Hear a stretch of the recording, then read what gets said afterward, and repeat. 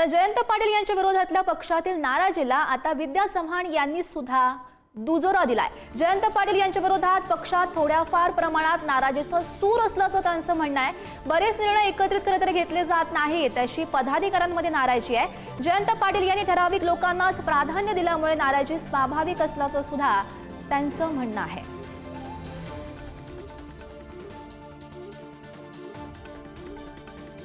अगदी थोड्या वेळापूर्वीच विद्या चव्हाण यांनी पुढारींशी या संदर्भात बातचीत केलेली होती, त्यांची प्रतिक्रिया ऐकूयात।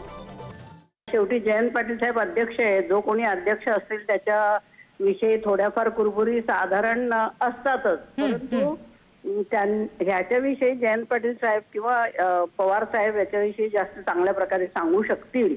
त्यामुळे तुमच्या कानावर जे काय आलेलं आहे ते काय खरं आहे का खोटं आहे मला काही माहिती नाही, परंतु थोड्याफार प्रमाणात नाराजीचे सूर जयंत पाटलांच्या विरोधात आहेत हे लक्षात येतं, कारण ते अनेक निर्णय सध्या घेत आहेत आणि त्याच्यामध्ये बरंच मला असं वाटतं जे एकत्रितपणे घेतले पाहिजे ते घेतले जात नाही आहेत अशी नाराजी अनेक पदाधिकाऱ्यांमध्ये आहे असं ऐकायला मिळालेलं आहे।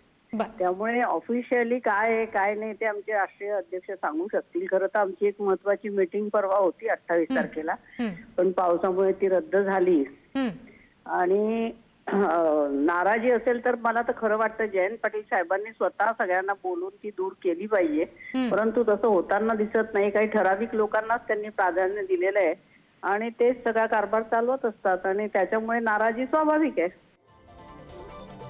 आणि या संदर्भात अधिकची माहिती जाणून घेऊयात। आमचे प्रतिनिधी धनंजय दळवी सध्या आपल्यासोबत आहेत।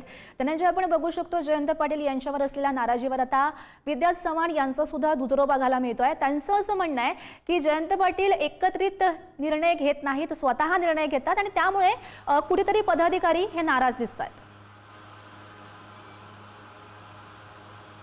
गौरी, आपण जर पाहिलं तर राष्ट्रवादी शरदचंद्र पवार पक्षाचे जयंत पाटील हे प्रदेशाध्यक्ष आहेत आणि गेल्या काही दिवसांमध्ये अनेक पदांच्या अनेक विभागाच्या सेलच्या काही नियुक्त्या या करण्यात आलेल्या पाहायला मिळाल्या आणि यामध्ये जर आपण पाहिलं तर पक्षातील काही पदाधिकारी असतील त्याचबरोबर युवा आमदार हे सुद्धा नाराज असल्याचं आपल्याला पाहायला मिळतं आणि यामध्ये जर आपण पाहिलं तर हे सगळे आमदार असतील जे नाराज पदाधिकारी असतील ते शरदचंद्र पवार यांची भेट घेऊन ती नाराजी सुद्धा व्यक्त करणार अशी माहिती मिळते। मात्र या सगळ्यामध्ये आपण जर पाहिलं तर या सगळ्यामध्ये एका आमदारांचं जर वक्तव्य आपल्याला पाहायचं झालं तर त्यांचं असं म्हणणं आहे की या सगळ्यामध्ये 10 जून रोजी पक्षाचा वर्धापन दिन आहे आणि वर्धापनापर्यंत पक्षामध्ये अनेक मोठे बदल हे पाहायला मिळतील। त्यामुळे हे जर आपण पाहिलं तर या दृष्टिकोनातून कशा पद्धतीने जयंत पाटील यांनी आपल्या जवळच्या लोकांना या संपूर्ण या नियुक्तीमध्ये जवळच्या लोकांना संधी दिली, असंच या एकंदरीत या सगळ्यावरून चित्र पाहायला मिळतं आणि तशी चर्चा सुद्धा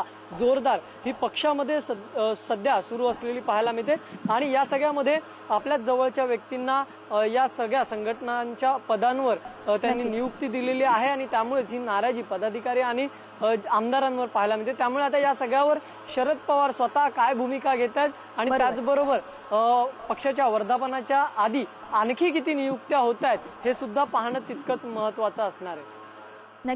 नक्कीच धनंजय, धन्यवाद दिलेल्या या सविस्तर माहितीसाठी।